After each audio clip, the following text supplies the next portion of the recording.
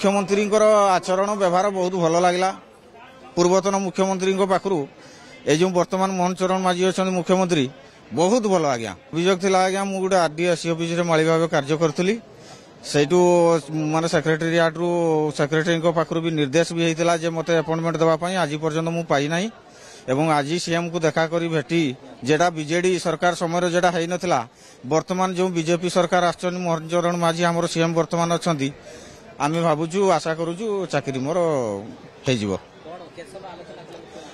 आज्ञा 10 मिनिट आलोचना कली पचारे आज्ञा घर कौटी कौटी आसथिलो सब कथा पचारे आगुरु केमिति अफसर माने आपन को व्यवहार दउथिले सब पचारे मु भी आज्ञा खुलिक कहली जेमिति व्यवहार करथिले जेमिति आम प्रति अत्याचार करितंती सेमती भी सार कहली वर्तमान ऑफिसर जो बसी सीएम को पाखरे बहुत भल एवं चाकरी हो जिबार मु आशा करूची।